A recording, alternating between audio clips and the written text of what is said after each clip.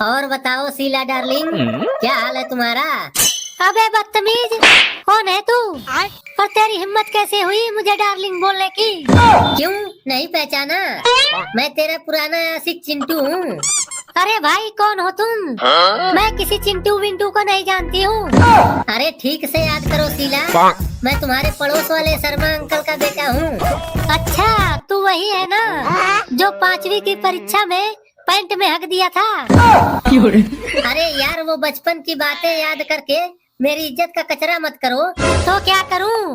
जो सच्चाई है वही तो बता रही हूँ। ज्यादा होशियार मत बन।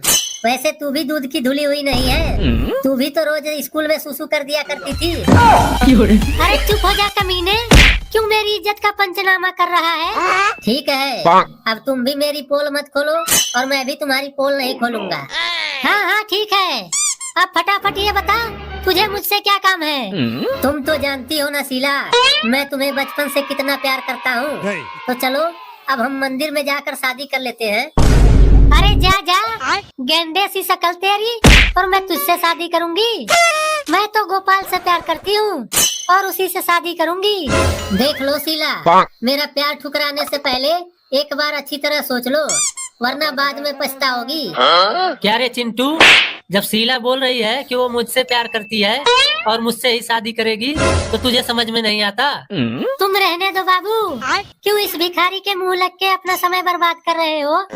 अरे शीला, तुझे पता नहीं है कि मैं कौन हूँ, इसलिए तू मुझे भिखारी बोल रही है। अगर तुझे सच्चाई पता चल गई तो तेरे पैरों तले जमीन खिसक जाएगी। तू चाहे कोई भी हो, मुझे उससे क्या लेना देना, लेकिन तू कान खोल कर एक बात सुन ले, मेरा गोपाल हवलदार है। अगर तू मुझसे ज्यादा बहस करेगा तो तुझे उठा के थाने में डाल देगा। और तू भी कान खोल कर सुन ले, जिस थाने में तेरा गोपाल कांस्टेबल है उस थाने का मैं थानेदार हूँ। अरे बाबू तुम गुस्सा क्यों हो रहे हो? मैं तो मजाक कर रही थी, और मैं तो तुमसे ही शादी करूंगी और जिंदगी भर तुम्हारी ही रानी बन के रहूंगी। ये क्या बोल रही हो शीला? तुम तो मुझसे प्यार करती थी ना, और इस तरह तुम मुझे धोखा दोगी तो मेरा क्या होगा? अरे तेरा प्यार व्यार गया भाड़ में। तू तो जानता है ना कि एक तरफ गुलाब जामुन रखा हो और दूसरी तरफ सूखी रोटी, तो गुलाब जामुन को ही चुनना अक्लमंदी का काम है। और रही बात तेरा क्या होगा, तो तू जा नाली में डूब के मर जा। दोस्तों, अगर कॉमेडी वीडियो अच्छा लगा हो तो इसे लाइक करके चैनल को सब्सक्राइब कर देना, क्योंकि ऐसी मजेदार कॉमेडी वीडियो आपको इस चैनल पर हमेशा देखने को मिलती रहेगी।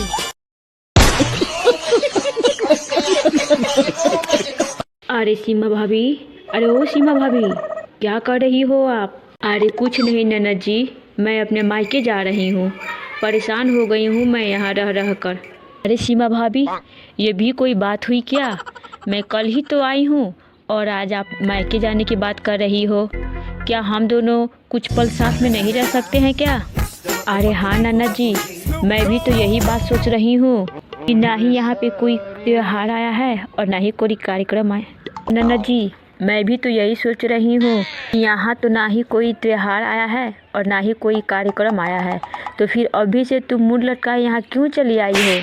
देखो सीमा भाभी, मैं यहाँ बिन बुलाए नहीं आई हूँ, मेरे भैया ने मुझे यहाँ बुलाया है, इसलिए मैं यहाँ आई हूँ। सबसे पहले तो आप मुँह संभाल के बात कीजिए, क्योंकि ये घर भी मेरा है।